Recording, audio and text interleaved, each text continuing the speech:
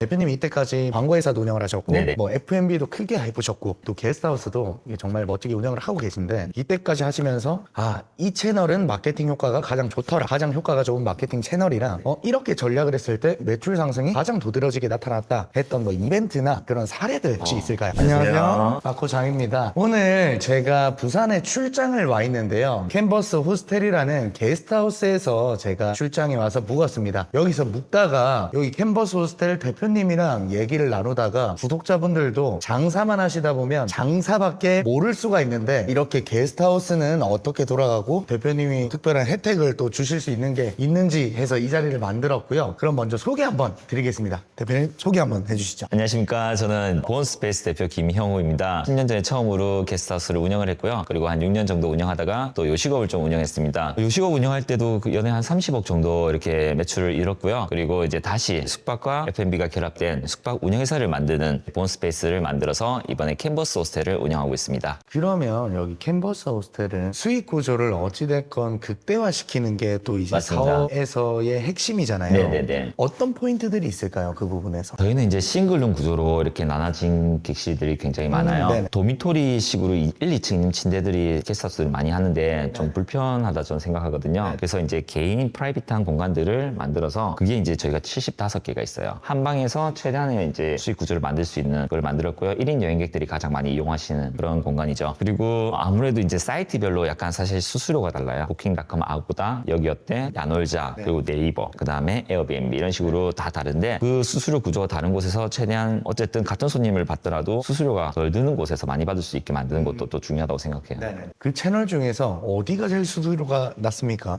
일단 제일 센 곳은 부킹닷컴이 한 18% 저희. 그리고요. 아고다 한 15%, 여기어때, 야놀자가 12%, 네이버가 1.98%. 네이버가 가장 좋네요. 네, 차이가 많이 나요. 그래서 저희는 사실 네이버를 다른 사이트에 비해서 좀 더 싸게 만들어놨어요. 차라리 네이버를 이용하시고 더 싸게 머무르시는 게 손님도 좋고 저희도 좋고.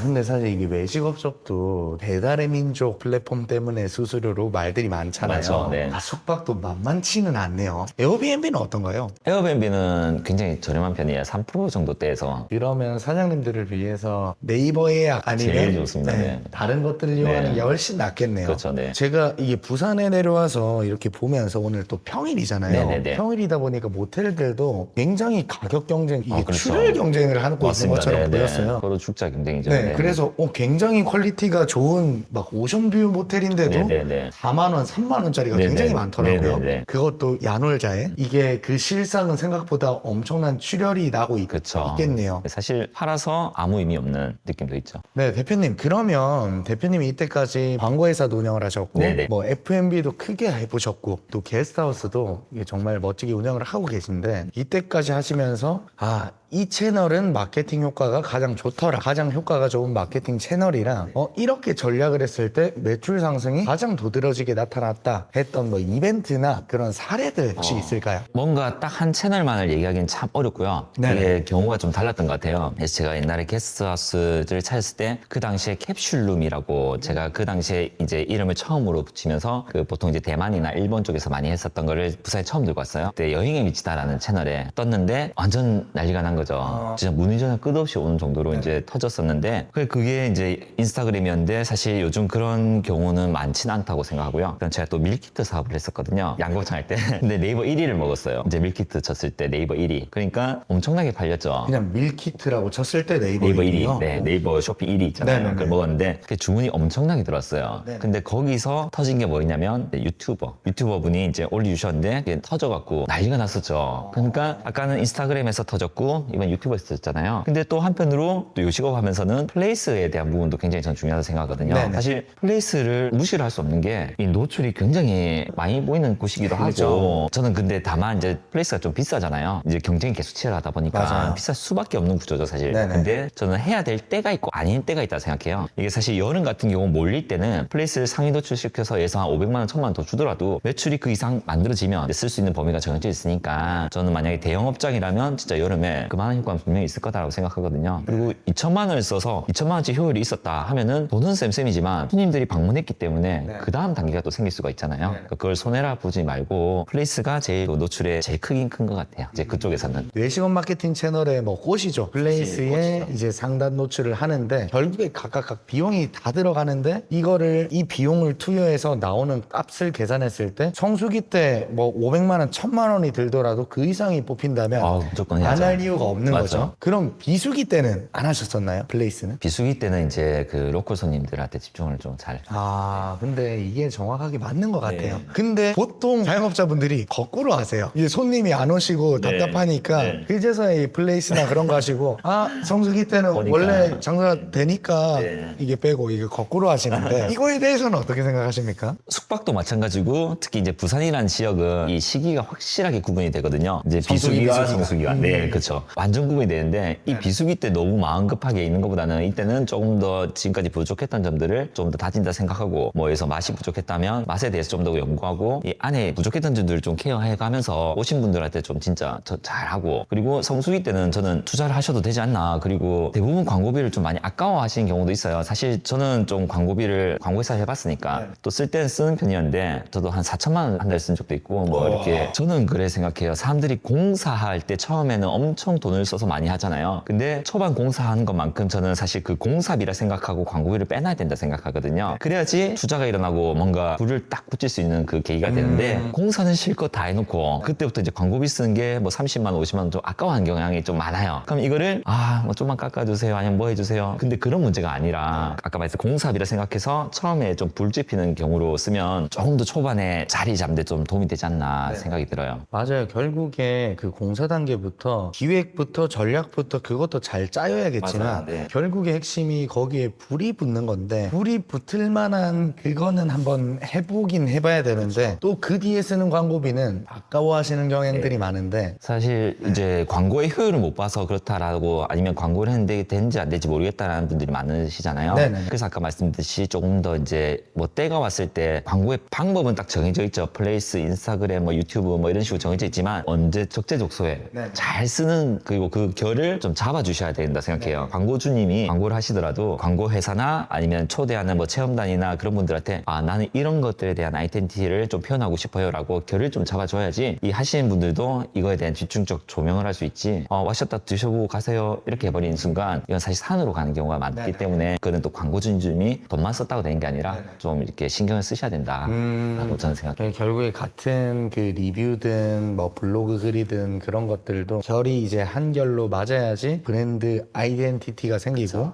그리고 또 새로운 신규 분들이 그게 노출되고 봤을 때도 그 브랜드의 강점을 느끼고 전환이 될 수 있게끔 맞아요. 네. 그렇게 가야지 결국에 그 작은 매장들도 살아남을 수도 있고 결국에 그 방법들이 정말 작은 매장들도 대기업을 이길 수 있는 방법이라고 생각을 하거든요. 정말 오늘 본질적인 얘기 말씀 많이 해주셔서 감사합니다. 저희가 오늘 이렇게 출연한 게 제가 정말 여기 부산에 출장 와서 게스트하우스에 묵었다가 말씀을 나누는데 오늘 말씀을 너무 겸손하게 해주셔서 그렇지 굉장히 대단하신 분이거든요. 굉장히 대단하신 분이라서 오늘 저희 마코장 채널에 이 영상의 인사이트를 좀 담으면 좋겠다 해서 했는데 혹시 잠깐 지금 운영하고 계신 이 호스텔 광고 한번 잠깐 하시죠.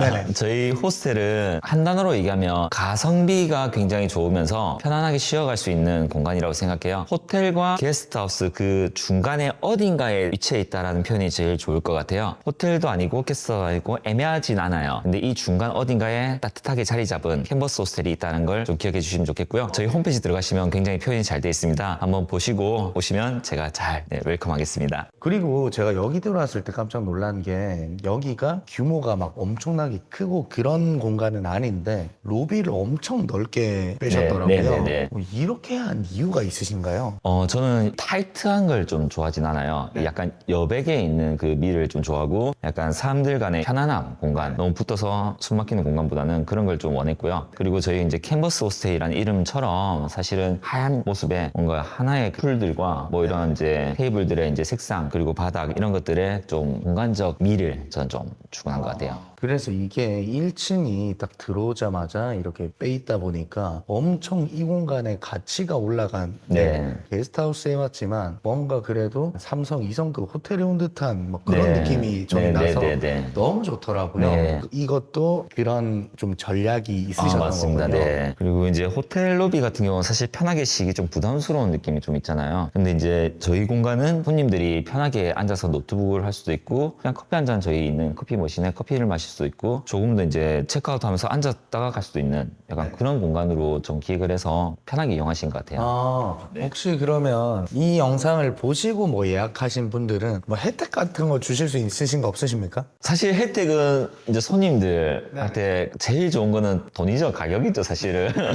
네, 막고장 채널을 통해서 이제 보시고 오신 분들을 한해서 저희가 진짜 5,000원, 저희 평일날 25,000원이거든요. 5,000원 할인해서 네, 제공해 드릴 거고요. 네이버 예약창 그 메모에 막고장이라고 쳐주시면 저희가 확인해서 5,000원 할인으로 네, 들어가겠습니다. 다른 지역에 계신 분들 뭐 부산에 놀러 오실 때나 부산에 출장 오실 때 여기가 깔끔하게 묵기가 너무 좋더라고요. 말씀하신 대로 저도 가성비가 너무 좋았어서 5,000원 할인이라고 하시는데 25,000원에서 5,000원 할인은 엄청 크거든요, 사실. 부산에 오신 분들은 이용하실 계획이 있으시면 이용하시는 걸 추천드립니다. 네, 그러면 오늘 이제 마케팅에 대해서도 말씀을 해주시고 또 이런 게스트하우스나 숙박업은 어떻게 돌아가는지도 한번 알아보고 이야기 나누는 시간 가졌는데요. 오늘 말씀하셨던 것과 같이 결국에 마케팅을 하더라도 시기도 중요하고 전략도 중요하고 결국에 올리원이 돼서 남들과 다른 길을 가야 된다. 이 말이 어떻게 보면 참 추상적이고 어려운데 아무리 생각해봐도 이게 가장 효율이 좋고 결국에 브랜딩이 돼서 어떤 마케팅 때문에 오는 게 아니라 우리 매장 때문에 우리의 스토리 때문에 오는 그런 탄탄한 매장을 만들 수 있지 않나 생각이 듭니다. 네, 그럼 오늘 긴 시간 동안 촬영해 주셨는데 긴 시간 동안 감사합니다. 감사합니다. 다음번에 좀 더 좋은 영상 콘텐츠로 찾아뵙도록 하겠습니다. 영상 콘텐츠 좋으셨다면 좋아요, 구독, 알림 설정 부탁드리고요. 다음번에 찾아뵙겠습니다. 감사합니다.